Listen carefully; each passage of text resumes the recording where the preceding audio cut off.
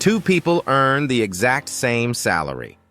Same job, same paycheck, same city.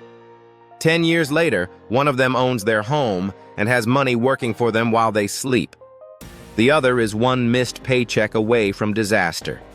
Same income. Completely different outcome. What separates them isn't luck, and it isn't how much they make. It's a handful of decisions made in a specific order. And today, I'm going to walk you through every single one. Because here's the uncomfortable truth. The average American is carrying around $6,000 in credit card debt, paying somewhere north of 20% interest on it. That's roughly $100 a month, every month, vanishing into thin air, buying nothing. And most people have no idea how to stop the bleeding because nobody ever taught them the order of operations. So let's fix that right now. Imagine you're starting from zero, no savings, no investments, maybe some debt. Here's exactly what I'd do, step by step. Real quick before we dive in. If you want breakdowns like this that actually make money make sense, subscribe so they reach you. And if you know someone who's drowning financially right now, share this with them. It might be the one thing that turns it around for them. Okay, let's get into it. Step 1. Before you fix anything, you have to see it clearly. Sit down, today, not someday, and write down 3 numbers: what you earn, what you owe, and what you spend each month. Don't estimate. Pull your actual statements. Most people skip this because the numbers make them flinch. But understand this, the debt doesn't get smaller because you're not looking at it. It gets bigger. The people who win with money are simply the ones willing to look. That snapshot you just made is your starting line. You can't run the race without it. Step 2. Cover your survival and nothing more. When you're starting from zero, your money has exactly 4 jobs. Keep a roof over your head, food on the table, transportation to work, and the lights on. That's it. Streaming services, takeout, the gym you don't go to, all paused. I know that sounds harsh, but this isn't forever. This is triage. You stabilize first, then you build. And if your income can't even cover those 4 things, that's not a budgeting problem. That's an income problem, and you fix it by cutting your housing cost, adding hours, or finding work that pays more. Your income is the most powerful tool you own. Never forget that. Step 3. Build a $1,000 safety net fast. Open a high-yield savings account and get $1,000 into it. Then, don't touch it. This isn't for vacations.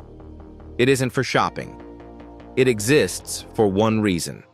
So the next time your car breaks down or a medical bill shows up, you don't reach for a credit card and undo all your progress. Why 1,000? Because it covers the emergencies that wreck most people, and it's small enough that you can actually get there in a month or 2 if you're serious. Sell what you don't use. Pick up extra shifts. Treat this like a deadline, not a someday. Step 4. Now you go to war with high-interest debt. If you've got credit card debt at 20+%, paying it off is the single best return you will ever get on your money. Think about it. There's no investment on earth that reliably pays you 25%, guaranteed. But paying off a 25% debt does exactly that. So here's how you attack it. List every debt from the highest interest rate down to the lowest. Pay the minimum on all of them, then take every extra dollar and throw it at the one charging you the most. Kill it. Then move to the next. They call this the avalanche method, and it saves you the most money mathematically. What absolutely does not work is paying a little bit toward everything and wondering why you're still stuck a year later. Step 5. Start investing. And start small on purpose. Here's the thing nobody tells you.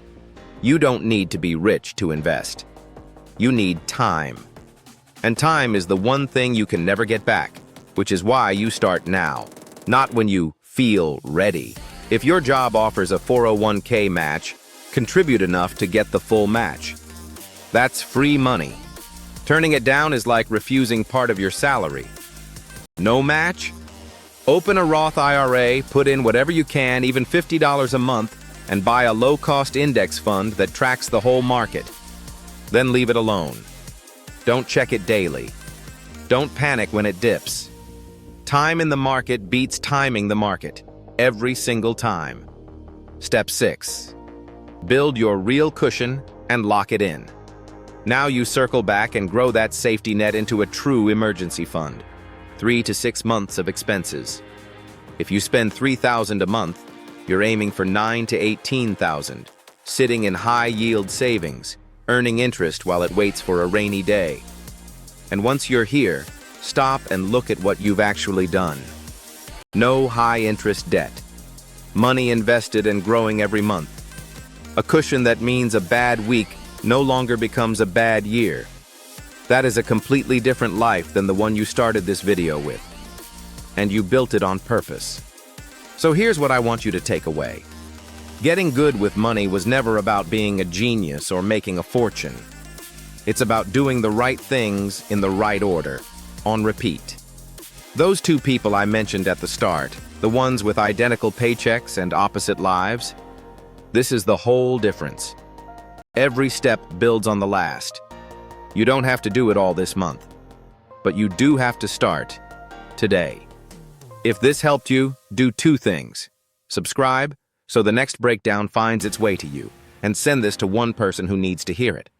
Take care of your money, and it'll take care of you.